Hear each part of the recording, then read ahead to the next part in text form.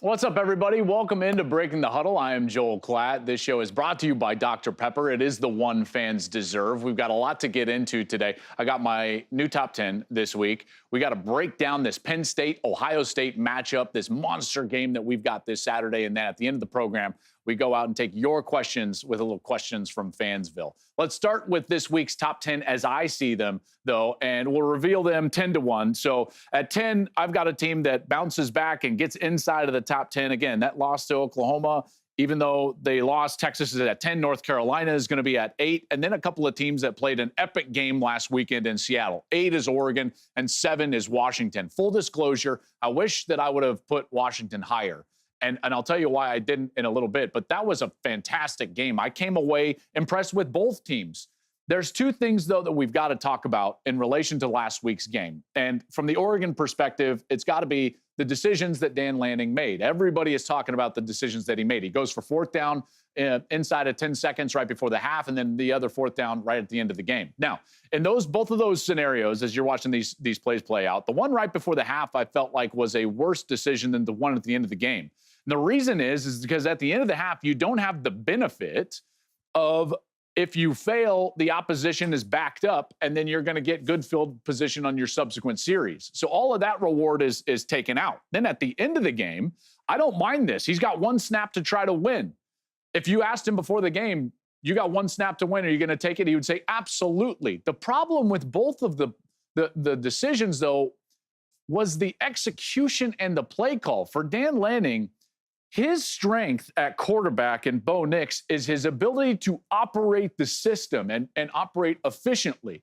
So why half roll him, or excuse me, just full sprint him to the right and then to the left in both of those plays? You're effectively cutting off 3/4 of the field for an experienced quarterback that started 53 games in college football. Let him have the whole field. Let him make a decision and let him run the offense like he's been doing so incredibly well during the course of the season. Now, Washington won the game. Why? Because they played terrific, and in large part because they played to the strengths of their quarterback. As Oregon did not play to the strengths of their quarterback, Washington did, in particular late in that game. What did they do? They allowed Penix to go out there and throw the ball with precision and leverage and let him make the decision. Remember, he started well over 30 games. He's very experienced.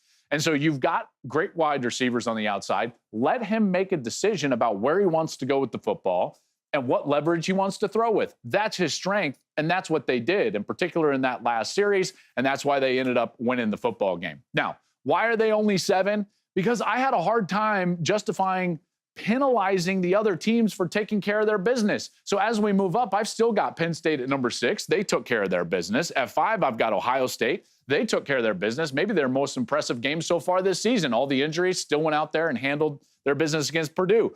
OU was off. Last time we saw them, all they did was beat Texas. At number 3, I've got Florida State. All they did was handle their business. And the same with Michigan, and then Georgia at number 1. That's the reason Washington didn't move up. Now, will they move up? Yeah, they will. Why? Because we've got a great matchup between 5 and 6, at least my 5 and 6, this week on Big Noon Saturday. Ohio State and Penn State are going to play in what can only be described as an epic matchup. And depending on what happens in that game, obviously Washington will begin to move up. Everything with Washington will take care of itself. You know, and I know that the Pac-12 is difficult, and they've got a difficult road at the back end of their schedule, as does all the Pac-12 teams, but it will play itself out. And so I just want to tell you, Washington fans, I hear you. I know you weren't happy with where I ranked Washington. And to be totally honest, I wasn't thrilled with where I ranked Washington. But it will play itself out, in particular when we take a look at that game this week, Ohio State and Penn State, which we need to talk about next. So when we come back, I want to take you inside the Ohio State defense. We don't always talk about defense, but they made a philosophical change in the offseason that's been paying huge dividends. I tell you what it is and how it's playing out when we come back.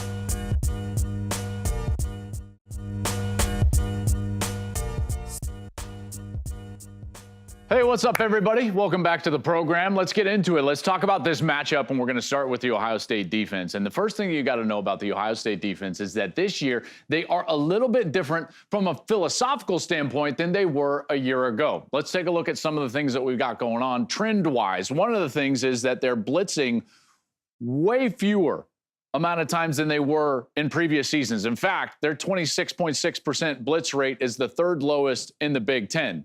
Now, they've given up only 27 explosive plays of 15 yards or more, and last season you can see that was a bit of a problem. They gave up 83 explosive plays in 2022. In fact, when you put that not from 15 but to 40, they gave up 18 plays of 40 or more yards. It was a big problem down the stretch against Michigan and against Georgia. So they changed. Now, they didn't throw out the defense. The defense is structurally the same defense under Jim Knowles, the defensive coordinator, but they did change philosophically. Let me show you exactly what I mean. Let's go back to last year first, and we're going to see a couple of situations against Michigan in short yardage or third down situations, one of the two. This is a third down, and they want to be aggressive. Now, this is what Jim Knowles likes to do in his past at Duke and at Oklahoma State, play tight man coverage, and then send everybody with no safety back in the middle of the field. Now, when you do this, you're going to get a free rusher. They can't block everybody up front. So one of these three blitzers is going to have a free run at J.J. McCarthy. And what you're hoping is that McCarthy can't get the ball off, which he does. Look at him backpedal. Now he's got a one-on-one on the outside. If you get the ball off and if it's complete, then it's all the pressure on the defensive back because one mistake ends up in the end zone. This is what happens when you what's called blitz zero. Zero meaning no safeties in the middle of the field. That's a blitz zero. It's one mistake, and it ends up in the end zone. Later in the same game, it's 3rd and 3 now. Ohio State has to get a stop. Once again, no safety in the middle of the field. It's going to be a blitz zero. Here they come. And all Michigan's going to do is hand the ball off. But again, it's just the same as when it's thrown on the outside. It's one mistake and it's gone. So as everybody is going to defend their gaps and they're going to be blitzing into their gaps, it looks like they've got this defended, except for the execution by Michigan. Great double team right here on the nose guard, which allows the center to get the outside shoulder of that nose guard. 65, the guard can then come up to the linebacker, and you could potentially create a little seam. The blitzer on the outside, the safety, stops and hesitates for a moment, doesn't get the tackle. Now the seam is created with no safety in the back of the field, and guess what happens? One mistake, and it's gone. So when you blitz zero, no safety net in the middle of the field, guess what happens? It's one mistake, and it's over. 8 of the 18 plays that they gave up of 40 or more yards last year happened in the Michigan game and in the Georgia game. And that's a big reason why they lost both of those games. So they had to change philosophically. How did they change? Well, they didn't throw the whole defense out. They just changed it a little bit, and it's more a philosophical defense. Let's take a look at this year's version of Ohio State, and how is it different? Same situation, 3rd and 2. This is against Maryland. Now, it looks like they're not going to have a safety, and Maryland's just going to try to run this ball over to the left side. It's the same pressure that we saw against Michigan. You're filling these weak side gaps with safety and the linebackers. You got 2 defensive linemen. But then guess what happens this year? Now we're going to have a safety in the backfield. So the safety is going to go back there and be the safety net. We're not going to blitz everybody up there. So then, regardless of what happens up there in the gaps, the safety is always there just in case one person makes a mistake. Now, they get them stopped. Was it a first down? Yeah, but you know what? They're okay with that because it didn't end in the end zone. A philosophical change. Let's take a look at another play against Maryland. Similar situation. It's 3rd and 1, and we're going to get the exact same style of pressure for Ohio State. Same scheme, different philosophy, because guess what? We're going to bring all these guys. We're going to bring the backer and the safety. They're going to be blitzing in the A and the B gap just right there. They're going to bring the other side backer as well. You're going to fill all the run gaps, but they've got a safety in the back end. So now there's a safety net for Ohio State. So even if they're able to get through, which right here, there's a seam, maybe some mistakes up front, they're still going to get the first down, but at least it's not a touchdown because the safety is there. It's a small philosophical change, which has allowed them to play much better defense. This is a defense that right now is 3rd in the country in scoring defense, in part because they aren't giving up the big play touchdown. That's going to pay huge dividends for them down the stretch, and it could pay dividends for them this week against Penn State. Penn State is not a team that generally creates a lot of explosive plays down the field. In fact, they only have one play this year of 40 yards or more. Ohio State has given up Zero. None of them. Why? The philosophical change, putting that safety back in the middle of the field, has really helped this defense. When we come back, I want to take you into the opposite side. Let's look at Penn State. What is Penn State's defense philosophically? What do they do under their coordinator, Manny Diaz, that allows them to be the second-ranked scoring defense in America? That's coming up on Breaking the Huddle.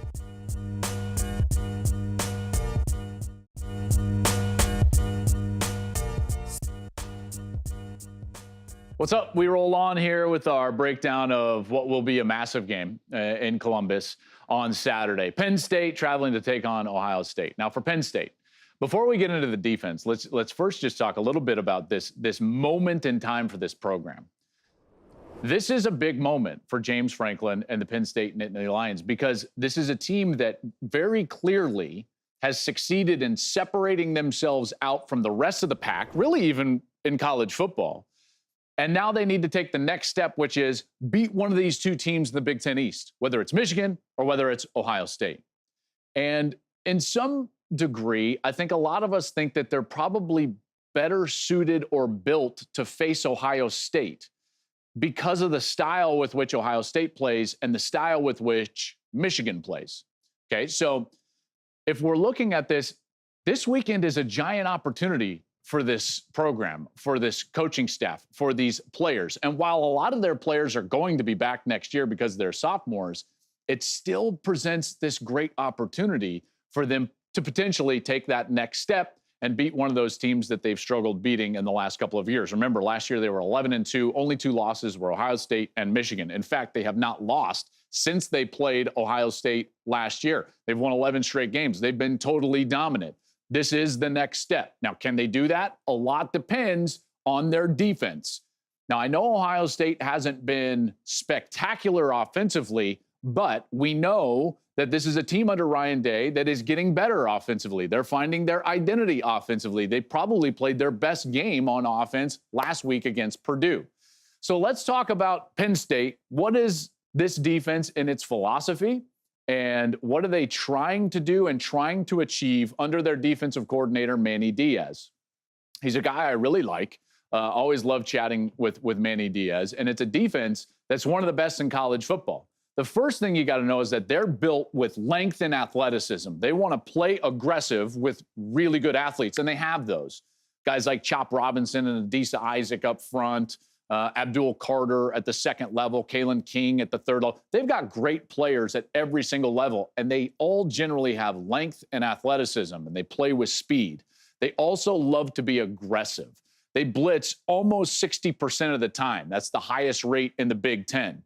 They love to play man coverage, all right? They love to give the opportunity for their guys to use that advantage that they have, their length and athleticism, to win.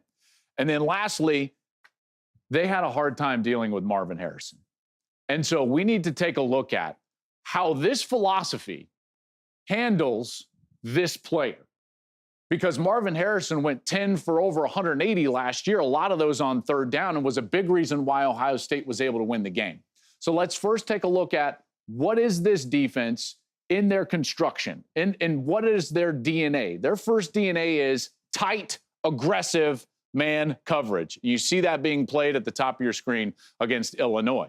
Parallel shoulders to the line of scrimmage, getting in their mustache. Up front, they want to be up the field team defensively in gaps. So they want those defensive linemen and linebackers to come up the field and disrupt the timing of what's going on. Now, even when they don't, what they're trusting, generally speaking, is that their players are going to be more talented and be more aggressive and make plays like this one, an interception. Why? Really tight coverage. Nowhere to throw the ball. The quarterback has tight windows to throw the ball because of that coverage. Again, length, athleticism, and aggressiveness. This is what they want. Here's another example against Illinois. Look at the coverage all across the field.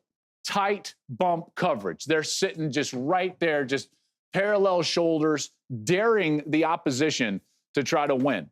There's man coverage from the safety against the back, and they've got one safety in the middle of the field. So it's not an all-out blitz, but look at the aggressiveness. Now, check out the rush and how quickly it can win. Look, he's in his face, right? So now the quarterback has to win, but look at the tight windows everywhere that he's trying to win.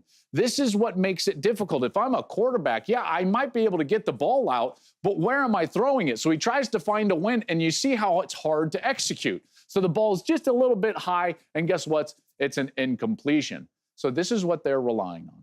Aggressiveness, length, athleticism. They want to be aggressive. They want to make sure that the timing of the quarterback is sped up. So it makes it harder on him to complete the ball in some of those tight windows.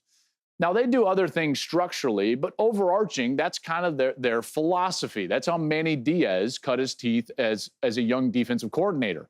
He really grew up as a coach under really Mickey Andrews and that great Florida State defense. And this was very similar to what that Florida State defense, their mantra was. We've got great players. They're very athletic. Let them play. Let them go. And that's what he tries to do with Penn State. And they've been very effective. Remember, it's the number 2 scoring defense in all of America. Now, how does that translate, though, to this week? And the problem is that they generally have to try to adjust a little bit because of Marvin Harrison Jr. Marvin Harrison is just too good to sit there and play man coverage, to have one guy defend him. So last year, what they did is they tried to play safeties over the top of Marvin Harrison. The problem with this was that they still tried to play aggressively at the line of scrimmage and bump coverage. So it had the illusion of man, which it is, but with 2 safeties deep. So you're trying to give that corner help deep, in particular outside the numbers. Now, what they're trying to do up front is what they always try to do. Get upfield, attack, let them go. But when you do that, it leaves a big space in the middle of the field. And when you give Marvin Harrison Jr. space, he's going to exploit that with great route technique and strength and athleticism. Here he's working against a first-round corner in Joey Porter Jr. a year ago. And I want you to see at the top of the route as it's frozen, watch the strength that Harrison uses to get away from Joey Porter, even with Porter holding him. Really should have been a flag, and he's still able to get the space. And then obviously a great throw from Stroud there, and it's a first down. That was a 3rd down. Okay, so the philosophy is tougher. Now it's 3rd and 10. Okay, now we can't play bump coverage on Harrison. We've got to give some cushion, all right? So how does the philosophy mix with defending this guy? We're still going to be aggressive up front. Here comes the blitz from the defensive linebackers and that defensive front 7. But Stroud sees it right away and just points at it. And he's like, hey, there we go. Harrison acknowledges, and he's like, let's run a slant. Where? To the open area. Because you've got to give a little bit of softness because you can't bump him with no safety back. So now, even with a free rusher in the quarterback's face, the execution is usually better than the other teams in the Big Ten or around the country because you've got number 18 on the outside.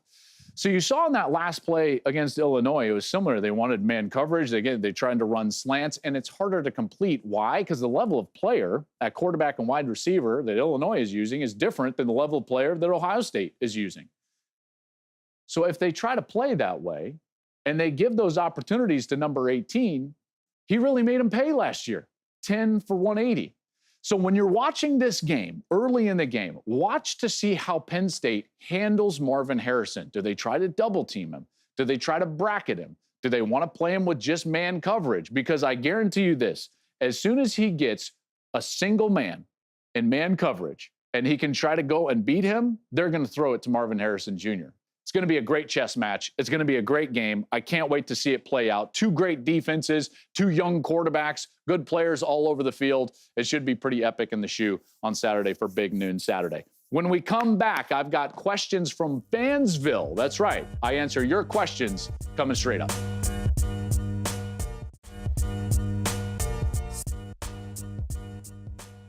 Welcome back to the program. Let's get a little questions from Fansville. I want to answer your questions. So let's take a look and see what we've got this week from you, the fan, in terms of college football questions. This one comes in from Jackson, Braves fan. Sorry about that loss for the Braves. Michael Penix Jr. or Caleb Williams for the Heisman or somebody else? Well, right now, I would say Penix is squarely in the lead. There's no doubt in my mind after that win last week over Oregon. Now, there's a couple of guys that I would just say, watch out for, and I'd say Dillon Gabriel at Oklahoma after the win against Texas, and then quietly, slowly but surely, even though he doesn't have the volume of numbers, this guy continues to play remarkably well, and he's going to be on a team that's going to be there in the end and maybe the number 1 ranked team in the country at some point in the first CFP. Watch out for J.J. McCarthy in the Heisman conversation as we come down the stretch here, the quarterback for the Michigan Wolverines. So that's a couple of guys to keep your eye on, but certainly Penix right now squarely in the lead. Okay, next up,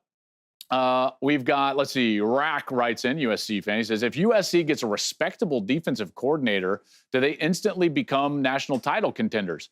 Well, respectfully, Rack, did you not watch last week? Because the defense played fine. In fact, did you know that in the series in which the ball wasn't turned over by the offense, so traditional offensive series for Notre Dame, USC only gave up 13 points in that game. The defense wasn't the problem against the Notre Dame Fighting Irish. The problem was the offense. The offense gave them so many short fields. The special teams gave up a return touchdown. And outside of that, the defense actually played pretty well. I think we need to start reframing this and looking at USC for what it is right now, which is a defense that's starting to improve and an offense that's really struggling because of their offensive line. In the last 4 games, USC has given up 58 pressures on the quarterback. That's top 5, 6 in college football. Caleb can't keep playing that way. The problem is the offensive line. The problem has been a lack of running game. If they give the ball to Marshawn Lloyd more, I think they can protect Caleb Williams more. They can protect their defense more. And I think that'll turn things around for USC as this week they take on Utah. Speaking of taking on, we've got Big Noon Saturday coming up this Saturday. From the shoe, Gus and Ginny and I will be live as Penn State takes on Ohio State. It's going to be an amazing game, and I can't wait for it. I can't wait to get out there. Thank you for watching this program. We'll be back next week with another Breaking the Huddle. This show, as always, brought to you by Dr. Pepper. Remember, it is the one fans deserve. Enjoy the weekend of college football, everybody. It is the best.